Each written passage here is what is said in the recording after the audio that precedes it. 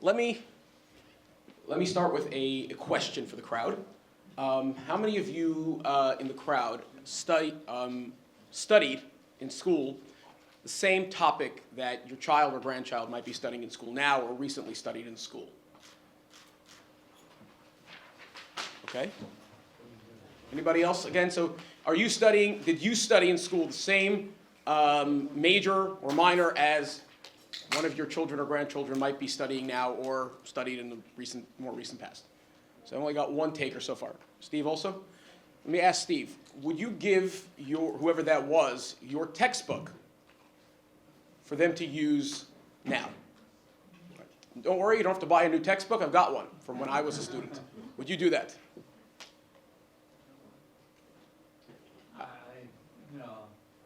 Right. I don't know exactly. I don't think we would, right? We wouldn't use that textbook from years before to give it to someone to studying a subject now, because it's outdated, right? A lot of the information is not pertinent anymore. A lot of studies have come out. We've come a long way since then. So the question we have for today, and that's what we're going to address, is does anybody know how long ago the Torah was given to the Jewish people? 5,785. Not exactly. That's since the creation of the world, but 330 decades ago, 3,300 years ago was the giving of the Torah. It's a long time ago. It's a long time ago. The Torah was given on Mount Sinai that many years ago. And the question we would have is it still pertinent today? Nobody's using textbooks or books of law, especially what the Torah is, a book of law, from 3,000 years ago for today, right? We have a modern society. But yet today, the Torah still is alive and pertinent. And how does that work? How is it possible that a 330-decade-old book, the Torah, still applies to us today in this modern society? That's the question we have. Oops. How is it still relevant? So I'm going to ask, I'm going to put on the board and on the screen above me, everybody can see it. I know there's nothing on it right now. I'm going to ask a question. We're going to analyze an idea which is considered absolutely very modern. And we're going to see if we can find how the Torah applies, how the Torah's logic and the Torah's wisdom applies to this question. And I don't think we can find too many more modern questions than autonomous vehicles. Anybody here drive an autonomous vehicle? Right, we got autonomous vehicles. It's a concept, it's a thing. And what autonomous vehicles brings to the table in a very interesting moral way is when I'm driving a car, or not me, let's say somebody's driving a car and it's not autonomous, and I'm in a situation where I'm about to hit something or someone, it's a split-second decision that I've got to make on my own. Something that can happen. But with autonomous vehicles, you've got programmers that are deciding what should happen in the comfort of their swivel chair in an office. What the computer program that's running the car should do. And therefore, I'm going to give you 5 scenarios here up on the board, and I want you to think about them and see what would you say is the correct approach. What is the right thing to do if I'm programming the vehicle? Not to say what my split-second decision is, because in a lot of these scenarios, if I was in that position, there wouldn't be a wrong answer because that's the split-second decision I made. Can't judge me on that necessarily. But here, it's a pre-made decision. It's a decision we're making at a much earlier time. So let's take example number 1. The car is driving down the road, not me. The car is driving down the road with someone driving inside of it. And if it stays straight, it's driving at 75 miles an hour. If it stays straight, it's going to hit a barrier and kill the driver. The driver, we'll call him. The person sitting in the front seat. If it swerves out of the way, it'll hit the person that's standing there. Okay. You don't have to give me an answer. I just want you to think about this for a moment. What's the right thing to do? What should the programmer sitting in Silicon Valley, what should he do? What's the right thing to do? I have a question. One second. Let's get through some of these. Let's talk about some interesting ones, right? What's the most moral way to program the autonomous vehicle? All right, let's go through another one. If I continue going straight, if the car continues to go straight, it'll hit the pedestrian. If it swerves out of the way, there is a concrete barrier, and that'll kill the driver. Again, the car is driving normally at 70, 75 miles an hour. What do I do now? Not what do I do? What does the programmer in Silicon Valley, what should he do? How should he program the vehicle? All right, let's go through a third one. In this scenario, the person that might be run over is an old, sickly person who maybe has a degenerative disease? Does that change it? Right, so in scenario number 2 that we just looked at, it was a healthy young person. In scenario number 3 now, it's an older person. And the driver of the car is healthy and young. Right? Does that change anything? Same thing, stay straight. The elderly person who might have cancer or some other disease that is going to take their life soon, does that change anything versus the one sitting in the front seat? All right. We're getting more complicated, as you see. Right? We're peeling away deeper layers. All right. What about if I stay straight, one pedestrian, if I swerve out of the way, I hit the car hits several pedestrians. And again, all of them will meet their demise. And then, last but not least, staying straight will leave the car and the driver to die. The driver, again, in quotation marks, and swerving out of the way will hit multiple pedestrians. And again, kill them all. Very modern questions, essentially, right?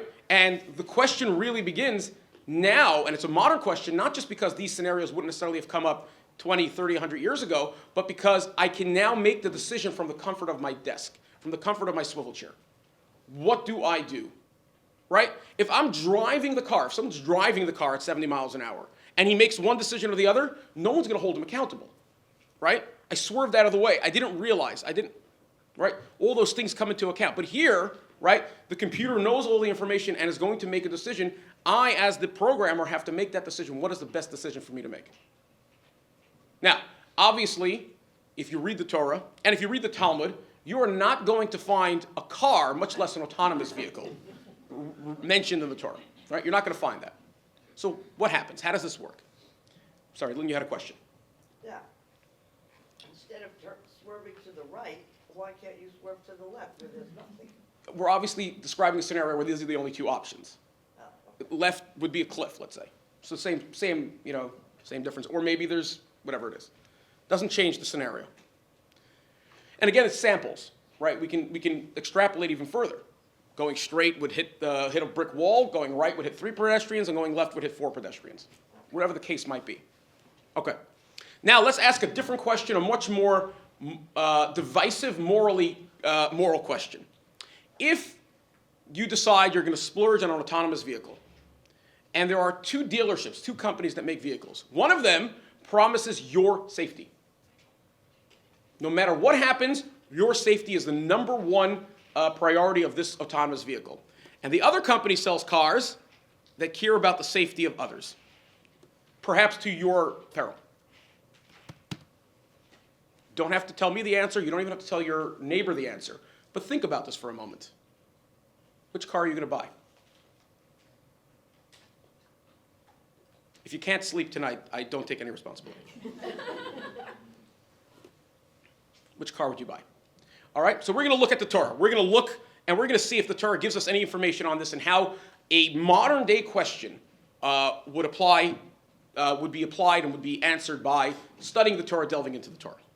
Okay, so the first question we're going to ask is, right, I want you to look at your chart for a moment. I want you to look at your page, the front page, a beautiful picture of myself. And if you flip over to the flip side of that page, there's a chart. It's colorful. It's pleasing to the eye.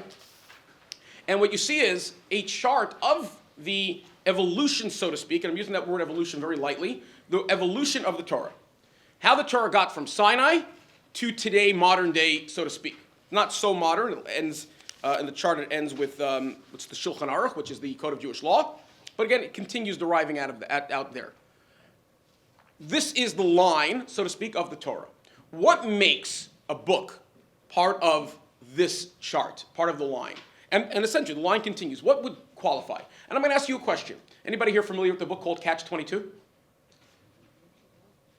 No? Yes? You know who it was written by? Huh? Okay. Do you know anything about him?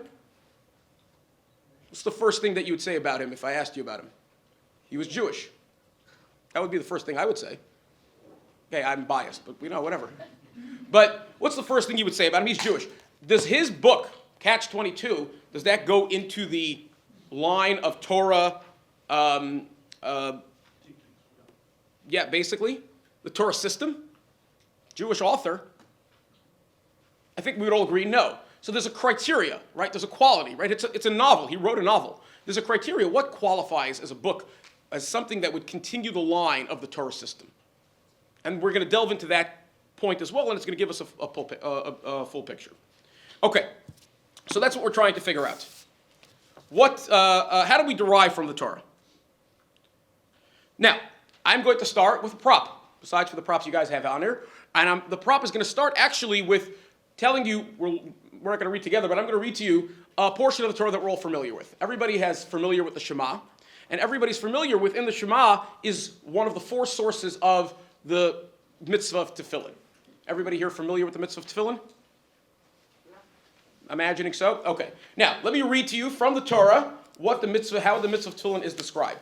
Ukishartam la'os al yadecha, you should bind them as a sign on your hand. V'hayu latotafos, and they should be a symbol beinenecha, between your eyes. Similar terminology is used 3 other times in the Torah. Okay. Is that what that looks like? Yeah. If I read the Torah, if I read that without any back knowledge, any prior knowledge, would I see this? In your imagination, when you're reading, Shartam la'os yadecha, bind it as a sign on your hand, and it should be a symbol between your eyes. Is this what your imagination is? Imagine you didn't go to Hebrew school, and imagine you were someone who came from who knows where. You don't know anything, and you read that line.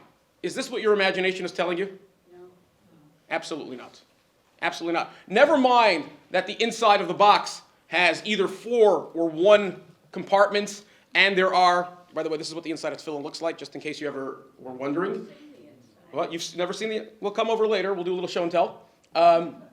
There's the parchments. The 4 times tefillin are mentioned are written inside of it in parchment. These are leather boxes. They're painted black. These are obviously not kosher anymore. They're not black anymore. But that's another thing. With these leather straps, the words of the Torah do not tell me what the mitzvah looks like.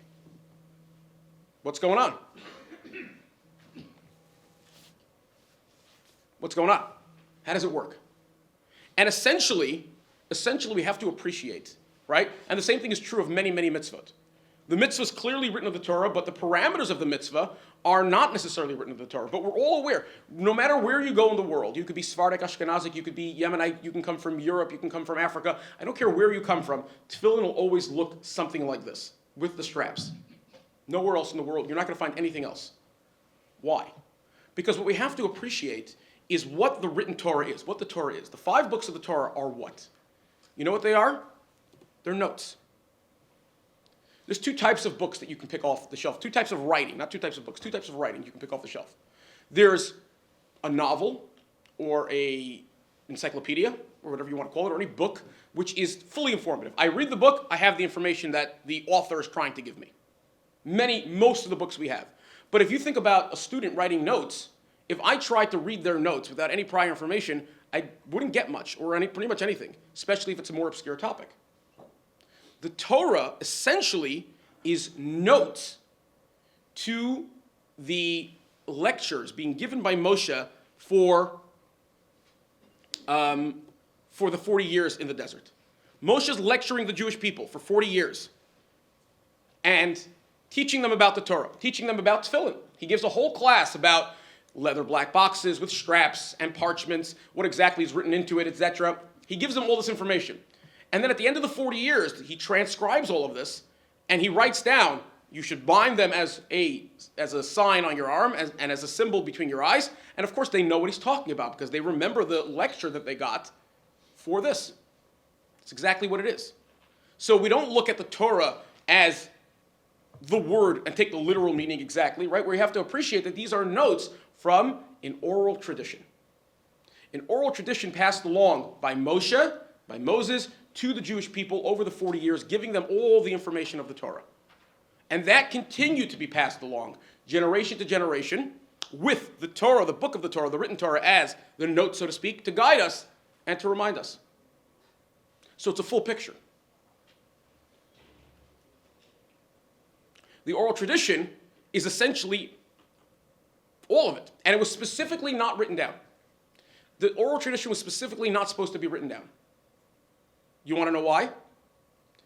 Because it encourages and requires thinking, intelligent discussion between teacher and student, parent and child. and which is written into the Torah. V'shinantam livanecha. You should teach it to your children. And the commentaries describe it also includes students. More so even students than children. Education is a basic tenet of Judaism written into the Shema. Right? That basic highlights of Judaism has education. Education in person is super important. It needs to be that way. Now, what happens next? And we'll see in a moment. I'm going to play a video now. It's a short video that kind of describes what happened. Eventually, the oral tradition had to be written down. Eventually, we came to a hard stop, and we had to do something about it. Not we, but someone had to do something about it. And that's where the oral tradition was transcribed. So what you're seeing on your chart, right, you have the 5 books of the Torah all the way at the top, and you have the 24 books of Scripture, the total 24 books of Scripture. Then you have the Mishnah. We'll see in the video in a moment. That's where the first time the oral tradition was transcribed. All right. So, right, very informative. It gives us a little bit of the history, and that's the point where the Mishnah is written. The oral tradition is finally transcribed. And that's what we have today, and it continues on from there. Now, the question becomes, we have this structure, right? We have the written Torah, which is the notes to the oral tradition. Now the oral tradition is written down. I've got all this information here, right? Now, what about questions that are not clearly written in the Torah, in any portion of the Torah, the oral tradition nor the written Torah? How do I get answers? How do I know what to do in those situations that are not clearly addressed in those situations, right? So we receive the oral Torah, and what you have is the explanations of the laws, right? So you have this whole picture now. But now what do we do with ones that are not clearly mentioned? And for this you have what's called the hermeneutic principles. For those of you familiar with the liturgy, before we start the actual, at least in many communities, before you start reading the actual prayers in the morning, services in the morning, there's Rabbi Yishmael, and he has 13 hermeneutic principles, the laws of derivation. How do we use the written Torah to extract laws which are not clearly written? And there are 13 principles to do that. Now, these two together help us and give us the derived Torah. The derived Torah. Now, this information is great, and I want to illustrate the point that we're going to make here with a little exercise. In front of you, you should all have a large print Sudoku. It's not anything about the crowd, but rather it's just easier to print it this way. And I wanted everyone to take just the 3 top boxes. I know it's not following the rules exactly, but the 3 top boxes, and fill out the 3 top boxes of your Sudoku chart, and let's see who can finish it quickest. Ready, set, go. Done with the top 3 boxes. I'm done. Anybody here familiar with the rules of Sudoku? No, that's why I was just. But if you looked at it, what you'd be able to see is that I didn't follow the rules. What did I do? I put in numbers that were meaningful. I've got the number 36 several times. I've got my birthday on here. So I put in meaningful numbers. Right? That's what I did. Well, only meaningful to you. Meaningful, very good. But I put in meaningful numbers. They're meaningful to me. And I filled out the chart, right? Got the chart filled out. What's wrong with that? Right? Obviously, that's not the way this should be done. So we need to have the Jewish approach, the Think Jewish approach. And in order to fill in the blanks of the Torah, you need to follow the rules. The hermeneutic principles, right? So you have here the words of the Torah, the oral tradition, and the Torah itself written down. We have that. We have the hermeneutic principles, the rules that are followed, and that gives us the new questions, right? Gaps in new questions can be filled by using those rules. If I'm not using the rules, I can fill in the boxes, but it won't be accurate. If I'm making up my own rules, like I did, by the way, don't do this. If you're making up your own rules, then you can end up with answers, right? I'll have answers. These are meaningful to me, but are they the right answers? Absolutely not. Now, this is all well and good, and let's apply it a little bit more specifically. Okay? Who does the Torah belong to? The oral tradition, the hermeneutic principles, the written Torah, who does it belong to? The Jewish people. How do you know it belongs to the Jewish people? I told you? When?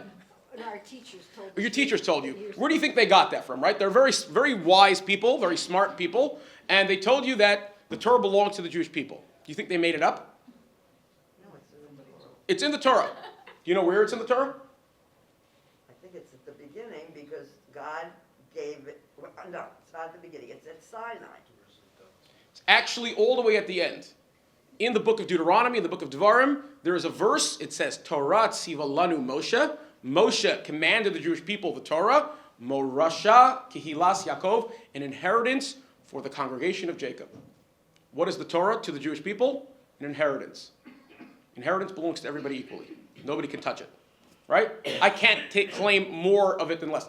Lynn, I think what you're talking about is the fact that the Torah was given in the desert. There's definitely a representation. But this is a verse in the Torah that tells us the Torah belongs to every single Jewish person, no matter what, no matter who. They have a right to the Torah. Okay, there's another verse in chapter 17 of Deuteronomy that describes if you have a question of what to do, and it's ki yipalei mecha davar. The idea is wondrous to you. You don't know the answers. What do? You should go to the judge, to the Kohen, to the Levi that'll live at that time, that will live in where, again, describing where the Holy Temple would be, and they will answer you, and you should listen to what they say. What does that mean in more modern terms? Go to your local Orthodox rabbi. Go to your local expert. True, you're more specific, but go to your local expert, right? And what they say goes. What the expert decides, that's how it works. So you have the Torah as an inheritance, and inheritance belongs to the entire family fully. Every single Jewish person owns the Torah, and you don't need to earn it, right? You don't have to earn an inheritance, which is a huge issue that we have in life today, but we'll put that aside for a different time, right? It's not earned. But essentially, the Torah is our inheritance. It belongs to everybody. Great. But on the other hand, who do you go to for clarity is the experts. So the experts seem to have, and what they say goes. Their rulings are binding. So there needs to be a balance. It's important to have that balance of each and every one of us have a responsibility, a mitzvah, a connection to the Torah. You can choose to use it or choose not to. If you get an inheritance, you just say, I'm not touching this inheritance, right? That's your prerogative. You can do that. Most people will look at you funny, unless you have a good reason not to. But generally, I have that, right? Because it belongs to me, I also have the right to neglect it, essentially. I wouldn't condone that choice, but that's a choice you can make. But I need to strike this balance where I need to engage in the Torah. It's mine. I need to use it, control it, do what I can with it, and I need expert guidance. Okay. Now, so who decides who applies the hermeneutic principles? Who decides how do I extract the laws of the Torah and make a final ruling on something which is not clearly written? The gaps, the numbers that are missing from the Sudoku box, who decides that? The experts. Okay, what do we do if they don't agree? What if there's a debate in the derived Torah? And the answer to that is found, and I'm going to give this with a little bit of background, a little bit of a personal story. I was born and bred in New York. I don't know if you can tell from my accent. So I put gas in my car and smear my bagel with a little cream cheese, and it's all good to go. All right. But I was born in New York. And when I was there, I was actually summoned to jury duty in New York. Fascinating experience. I wasn't put on a case. I'm not upset about that, but that's the facts of life. So I was there. I was doing jury duty. And when they bring you into the jury room the first day, they put you in front of a screen, and they give you the history of the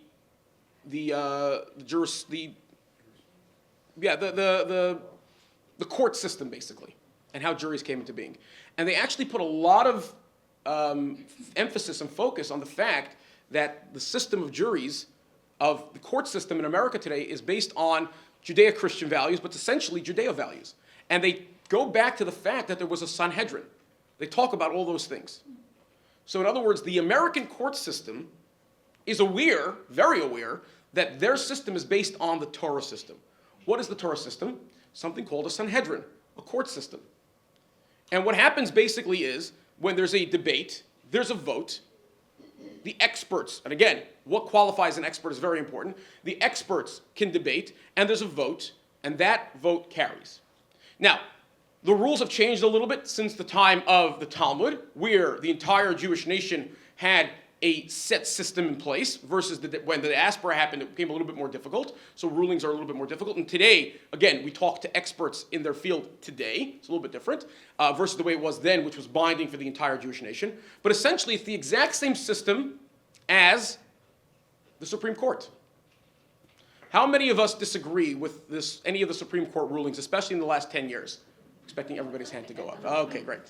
Not asking you which one. I don't want to know. But at the end of the day, what they voted on, is that the law of the land? Can we do anything about it? Yes and no. We can debate it. We can talk about it. We can send letters. We can encourage. The system in America is I can vote for for different politicians and hopefully get new judges, whatever it is. But essentially, the Supreme Court has final say on what's the law and what's not. Now, officially, they don't make laws, but they certify laws, right? That's their point. Sanhedrin is a little bit different. They make the ruling. They make the final ruling. And that's essentially what we're talking about, right? We, as the people, the non-experts, have the right and the obligation to study the Torah. And I could say, I see this ruling. It doesn't make sense to me. I can write about it. I can think about it. I can debate it. It's all very nice, but we do have to appreciate the value at the end of the day. It's not changing anything because we're not one of the experts. And we do have to value the expertise that was put down there. Why? And which is why it's a little bit different in the Torah system versus the American court system. But essentially, it's almost the exact same system. And you want to know why it's the exact same system almost? Because the Supreme Court system and the American law system is based on the Torah. It's exactly where it comes from. So that system is exactly what happened in place. What happens in the Torah. When there are gaps, situations that I don't know the answer to, I can find the answer in the Torah, but it has to be following the Sudoku rules, quote unquote, to get to the right answer. And the ones who can do that are only the experts. Right? We can fetch and complain all we want and say that their ruling doesn't make sense and I don't follow it, but we have to appreciate that the people sitting on the Supreme Court are seemingly more expert than we are. Right? Lawyers, they've been trained for many, many years on what to do and are hopefully following the law. I can disagree how they apply it, but the fact of the matter is they're considered the expert, they get the final say. Which is where the difference comes into play, by the way, because I can say that the Supreme Court are not experts. Maybe they are a bunch of clowns. I don't know. I'm not saying anything, I promise. But the point is, when it comes to the Sanhedrin, the ones who are ruling, we're talking about people who are. They're certified experts. These are people who know the rules of the Torah and they know how to derive the principles. Can there be disputes, debates, and disagreement between the experts? Absolutely. Everybody thinks differently. You want to know who two of the most famous disagreeers and battlers on this on this stage were? Shammai and Hillel. Anybody ever hear of Shammai and Hillel before? You want to know one of their greatest debates? How do I light the menorah? That's right. Do I light 1, 2, 3, 4, 5, 6, 7, 8, that progression every day? Or do I light 8, 7, 6, 5, 4, 3, 2, 1? Yeah. You know how they decided? They took a vote. The two sections of the yeshiva, the students of each of them were there. The Sanhedrin was there. The Shammai side was more populous, and that's who won. And that became the law. Okay? So we have debate. How is it evolved? Decided by majority, and no such thing as prophecy. This is a very important concept. Prophecy doesn't take a stand here. We have prophecy in the Torah, but it does not affect the rulings of the Torah. And this is exactly the same as the Constitution and the Supreme Court, right? The right of the people to be secure in their persons, houses, papers, right? So let's take this as an example, right? The Constitution has the right of people to be secure in their persons, houses, papers, effects, and shall not be violated, right? That's it's one of the amendments. Is that the Third Amendment? Fourth Amendment. It's close. Okay, there's 28 now. What do we have? Not that many. Okay, but now the question becomes, okay, how does that apply? What about no warrant drone above the airspace? Am I allowed to do that? An American law. I'm not talking about Jewish law right now, but American law.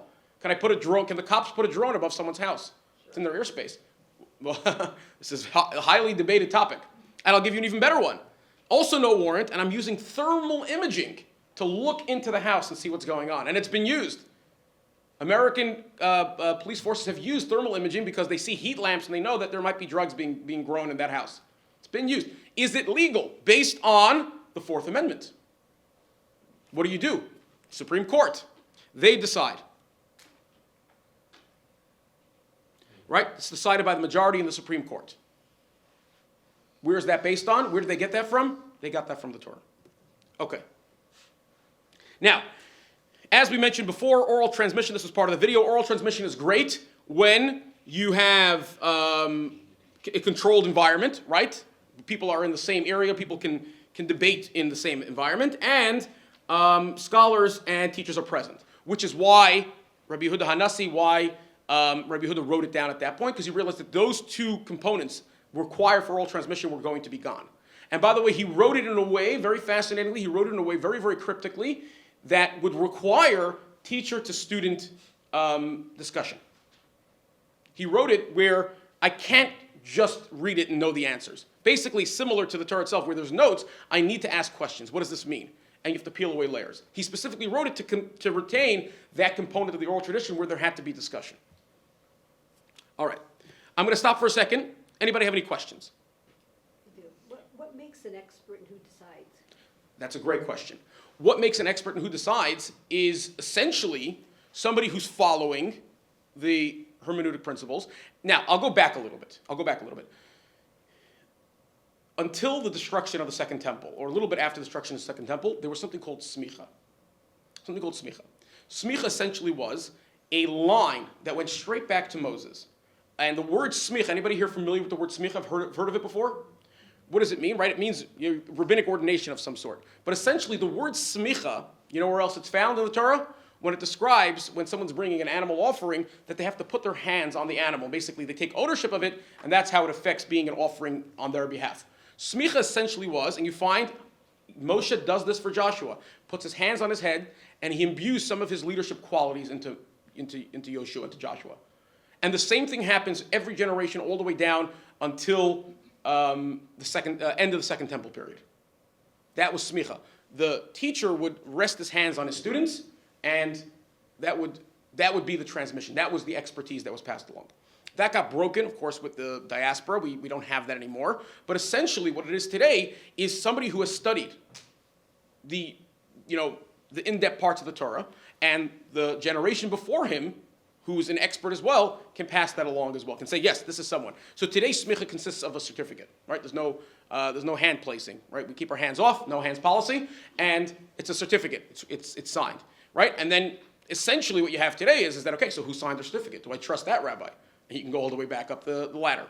And that's essentially what it is. Who decides is the previous generation. Is this a student that has acquired the correct amount of knowledge to be an expert in this field? And of course, it requires a vast amount of study, right? And I will also say is that you can be experts in a specific field. There are experts in kosher. There are experts in Shabbos, experts in medical science, experts in any of these discussions that you might have, things that are much more vague and things that are when we talk about medical science and you talk about transplants and end-of-life issues, there are specific experts. And I'll give you an example. If you called me, I'm a rabbi, and you asked me if I dip my dairy spoon into my chicken soup, what do? I'll give you the answer. First thing I'll have to do is I'll ask you 6 questions back. And if I don't ask you 6 questions back, that means I'm not a good rabbi, because every single scenario is going to be a little bit different. But after I've asked you the 6 questions, most likely, 99.9% of the time, I'll have an answer for you. Can I do this on Shabbat? Can I not do that? How do I, right? So practical day-to-day life, that's an area of expertise for me. What about someone who has an issue with a transplant? And they call me. You know what I'm going to say? I'm going to give you the number of someone who's an expert in this field. I don't know enough of the halachic laws about it, nor the medical science to be able to be an expert. Because even if I'm an expert on halacha, there's a fascinating story that's told. It's a great story where there was a great Torah scholar. He used to sit for hours and hours. In those times, this is in Europe, there was something called a parush. He would sit in a room on his own and study Torah for hours and hours and hours. And one day, a woman comes into the synagogue, and she has a chicken that was slaughtered, right? She wants to be able to eat it, but she has a question about it's the stomach. I think it's called the giblet. The giblets. It's called the pupik. It's basically where within the chicken grinds up the seeds. It has like these 2 hard rocks inside of it. Not rocks exactly, but they grind up the seeds, etc. Okay. In Hebrew, it's called the kurkabun. That's the word for it. Kurkabun. The giblet, the pupik. It's very, very good in soup, by the way. Have to prepare correctly. Most people can't, it's hard to find around today. Anyways, so they bring the chicken into this woman, and the question was about this kurkabun, about this piece. And he's looking at it, and he's analyzing it, and he can't figure it out. And finally, somebody says to him, this is the kurkabun. And his eyes light up, and he says, oh, this is the holy kurkabun, the halakha kurkabun, this is the giblet. In other words, he had never seen it before in his life. He knew about it theoretically, but he had never actually come in contact with one in a real-life scenario. And that's what's important. The rabbi has to be an expert in both medical science as well as the halachic parameters of it in order to render a decision. It's a fascinating idea because the Rebbe, I don't know if you guys know this, went to university. He went to Sorbonne University, University of Berlin, among others, and he was an engineer. And when a big question about microphones on Shabbat and specifically boats, Israeli boats that were traveling across the Atlantic from wherever they were traveling, it doesn't matter exactly, when that question came up and people had all different kinds of opinions, he says, this is my opinion, and one of the reasons why you should listen to what I have to say is because I'm an expert in both fields. I know the Torah law, and I'm an engineer, and I know if it's an issue or not.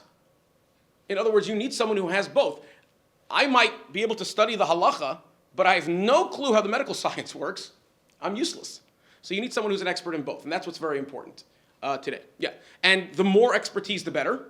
And yeah, that kind of goes on to another whole topic and discussion.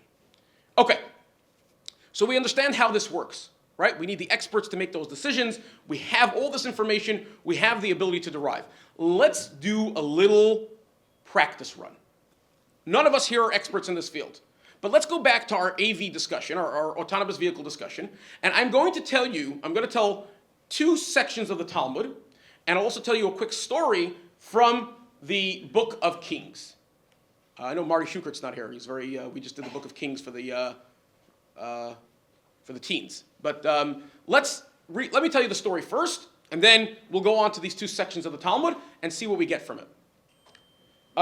The story of the Talmud is about a fellow named Sheva ben Bichri. Sheva ben Bichri is an interesting fellow. He comes along after the revolt of Avshalom.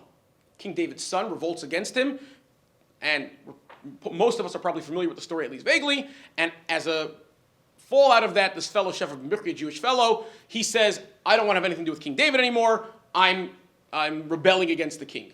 And in Judaism, in Torah law, a rebellion against the king, it comes along with the penalty of death. So King David sends out a group, specifically including his general, Yoav, and among others, and they basically are traveling city to city trying to find Sheva ben Bichri. Eventually they find the city and they surround the city. A woman comes to them and says, are you going to wipe out the whole city? And they say, absolutely not.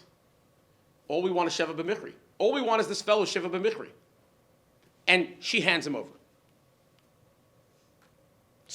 Essentially saving the city because it was being sieged at that time. Okay, that's the story. Now, in your little booklets here, you have the chart, and then I have two sections of the Talmud. Behind it, I have the whole story of Sheva ben Bichri. You're welcome to read it. Goes on for a while. It's a full chapter of the Book of Kings. But let me give you two sections of the Talmud. This is the Talmud. This is the step 2 after the Mishnah written by Rabbi Yehuda Hanassi, which on your chart, if you go back to your chart for a moment, you have the Mishnah. Bright and Tosefta are a secondary level, and right after that you have the Talmud Bavli and the Yerushalmi, two Talmuds, and this is all the evolution of the Torah. As we're breaking down, this is all the oral tradition and the gaps being filled in by the sages of every generation. Now, I'm not going to read it for you. Not enough time for it, but I'm encouraging everybody to read it on their own. The Talmud describes a story of a fellow who comes to a famous Talmudic sage known as Rava and tells him that my non-Jewish master, my non-Jewish whatever general, whatever they were at the time that were in control, he says, he gave me a directive, kill that person or I will kill you. Right? So this fellow comes to Rava and says, I've been given a directive that I have to murder somebody, and if I don't do it, the guy will kill me. Rava's response, fascinating, because it's a response with a reason, which is always important. When you get the reason, it makes it a little bit more applicable in other circumstances. He says, and I quote,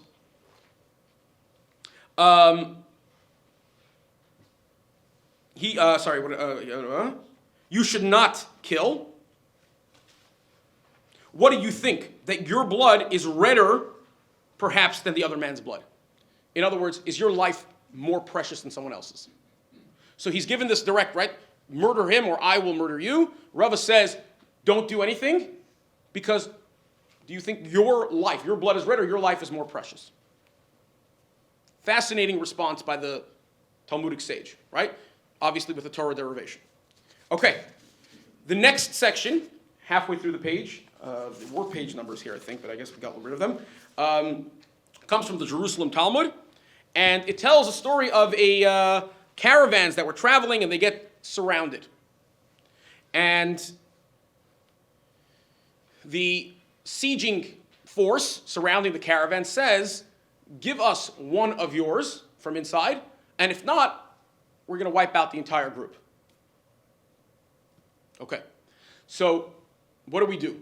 So here this wasn't brought to the courts, but rather the courts are discussing this in more theoretical statements. And the answer is that you don't give anybody away. You let everybody be killed rather than give one person up, with exceptions. And there's a dispute within the exception. The exception is if someone is mentioned by name. And the background of that is Shiva ben Bichri. Just like Shiva ben Bichri, who was called out by name. If someone's called out by name, then you do hand him over, saving everybody else. One opinion, and this is the opinion of Rabbi Shimon ben Lakish, is that it only works if the person who's named actually is deserving of death, like Shiva ben Bichri, who rebelled against King David. But if he's just named, that doesn't do anything. That doesn't do anything, right? And that's Rabbi Yochanan's opinion. Rabbi Yochanan says, no, if he's named, right, if they say, I want this fellow, and if you don't give me this fellow, I'm going to wipe out the entire group, you give him that fellow. Rish Lakish doesn't agree with that, and he says, no, if the person is actually deserving of death, then you hand him over. If not, everybody dies. Fascinating discussion. Now, in your minds, what would you think is the rule or rules that can be derived from these two sections of the Talmud, and with the background of the story of Shiva ben Bichri? Take a moment. We've got a few. Does anybody have an idea, based on what the two things I just said, what would you think is a derived rule from what I just said? Right? How would I derive a rule from there? What thought would come to you? Yeah. If you participated in the murder by pulling somebody out, then you're as guilty as the murderer. Okay. Interesting. You're as guilty as the murderer. Levels of guilt. That's fine. But I'm asking in the sense of, let's take back our thoughts on autonomous vehicles and the value of life. Do you think that we can apply any of these thoughts, any of these scenarios, to help us decide how to program our autonomous vehicles? Well, the other one is that is my life any more valuable than anybody else's?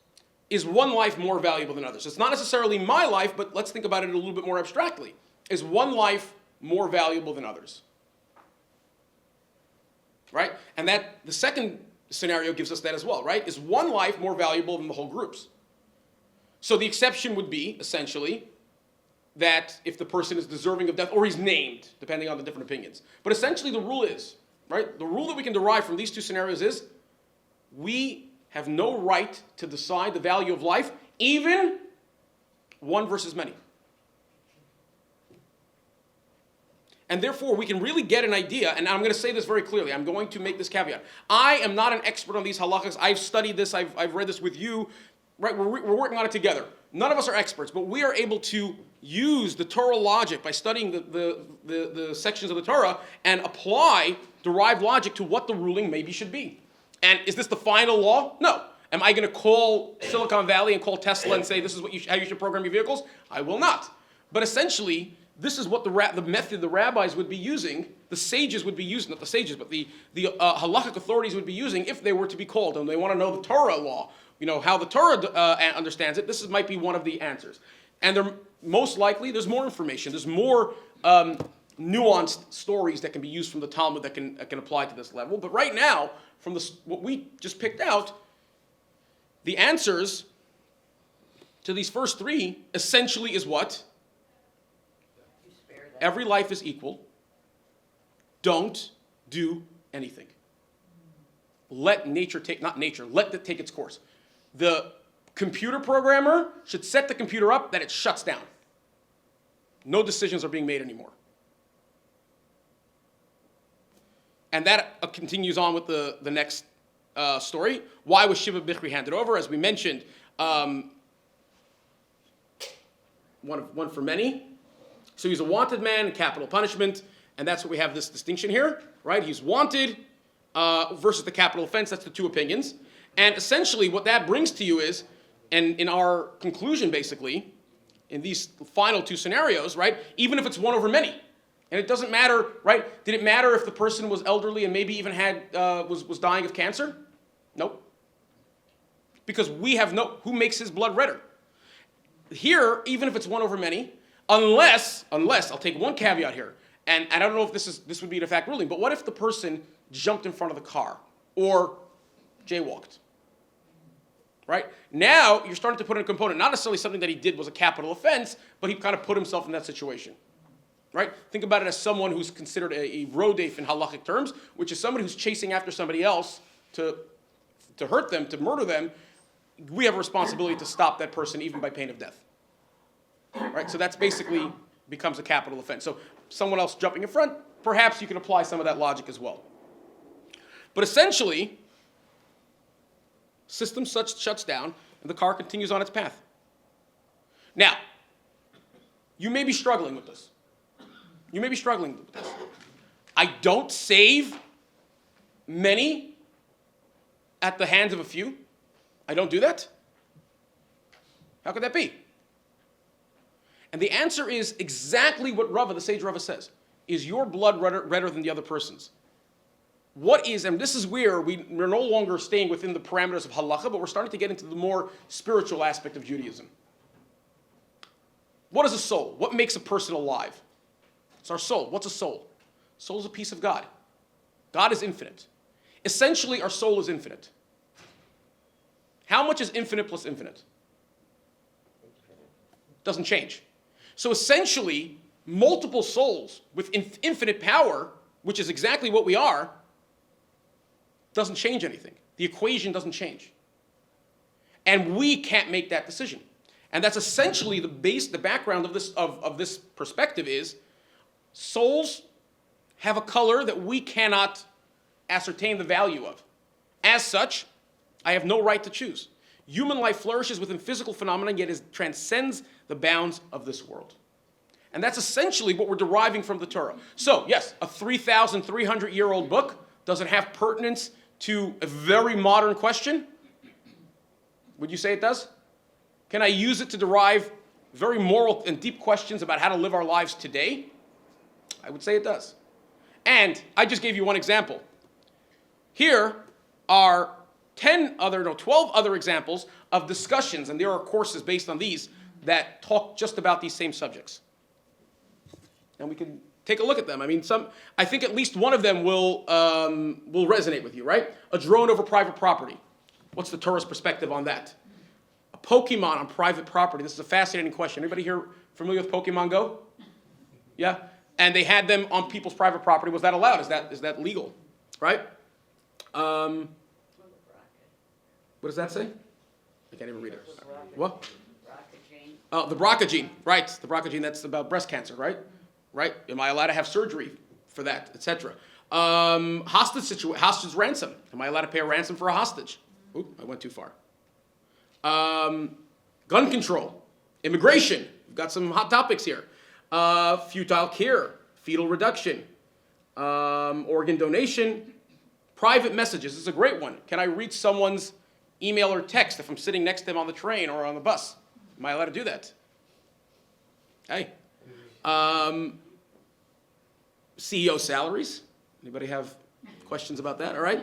And then going to cheaper vendors, right? Am I allowed to, do research in one place and then go to another vendor? Am I allowed to switch vendors? Things like that. These are all topics that courses have been created about them to extract essentially the Torah perspective on how to handle and what the Torah's perspective on these topics are. And there are many more. There are many, many more. And This really brings us to the concluding question that I'll leave everybody with for a moment. But before I get there, I think the upshot of it is find the book. There are thousands of books that talk about Torah values. I brought 2 examples here. This is just what I pulled off the shelf in my house. This is called Stairway to Serenity. This is derived from the Torah, an approach based on a book called Shar B'Tachon, how to live a serene life, how to live a comfortable life. Right? This is called a book, Economics and Jewish Law. I think it's pretty straightforward. I don't really have to explain it. But essentially, right, any topic we can feel interested in, there are books written about that topic and how the Torah applies its logic and its sensibilities to that topic and informs us in that way. So pick one. Pick a book or 2 or 7 and do it. And I would also encourage to join a class or start a class. Because there's an almost infinite wealth of knowledge available for us because, one second, what's the most important point? Torah tziva lanu Moshe marasha kehilas Yaakov. It belongs to each and every one of us. It would be silly for us to neglect our inheritance, just like it would be silly for us to leave $10 million in the bank because it's an inheritance. I didn't earn it. I don't need it. No, it belongs to us. It's our right and our responsibility to study the Torah. And based on that, I'll leave you with this question that I want you to think about. The Talmud in the Mishnah, written by Rabbi Yehuda Hanassi, he has a statement. He lists off different mitzvot and the rewards and punishment that come along with those mitzvot. And his concluding statement is, "V'Talmud Torah kineged kulam." The study of the Torah is equal to all of them. Why would you think that the study of Torah? Why do you think that that's true? The study of Torah is equivalent to all the other mitzvot combined. Any questions? Feel free to come up if you have any questions you don't want to reach to the crowd. Thank you very much for joining me. Again, highly encouraged to find the book, reach out to study a Torah class. There are many Torah classes going on. Get involved. It's amazing stuff. I think it's something that really opens our minds, and there's a lot to learn. Thank you very much to Naomi and all the others who helped out. Mark, I'm going to forget some names, but thank you very much. Heidi, really appreciate everything here, and keep studying.